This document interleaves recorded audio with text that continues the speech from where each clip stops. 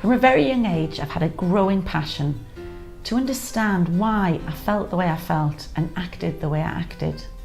In my 20s, I was a really successful businesswoman, but this was all a facade I'd made for myself to look invincible. Inside, I was a lonely, scared child, constantly questioning, doubting, and hating myself.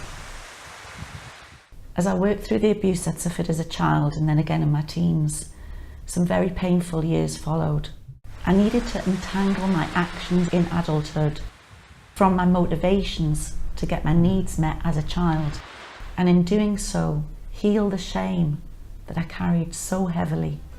You know, mental health is, or varying degrees of mental health can be not only classless, but ageless as well. Becoming a counsellor is about a way of being. Authenticity is really, really important. The other thing that was so bad, I think, about back in the day is that there were so many subjects that were taboo, so many things you couldn't say. Mothers in those days, oh, don't say that, don't tell them that. If you got pregnant, oh my God, go off and hide it somewhere, you know, right, go, don't talk about that, the shame. Thank God those days are over. Thank God we can all. But even though it's all out there and it's all acceptable now, young people are still struggling massively, and I know because you know I write the column, young people are still having those issues and still facing those awful judgments. The isolation is massive. People, you know, especially young people, they kind of don't understand what's going on for them. And social media, you know, the fact that that aesthetics are so important. Yeah. But it's also older people, and this is why this is good, because not just the young. Oh, older no. people find themselves in horrible situations when Awful. they're left.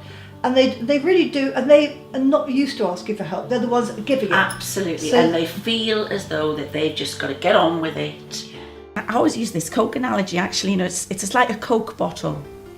And if you shake up a Coke bottle, i.e. have a lot of emotions going on within you that you haven't managed to externalise, the fizz in the Coke bottle builds up and builds up and builds up.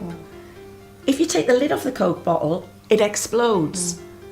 What we're doing in a counselling session, or a number of counselling sessions, is allowing the individual to actually release those emotions little by little in a safe environment. So if you feel you could benefit from knowing more about yourself, understanding why you feel the way you feel and act the way you act, then please consider counselling.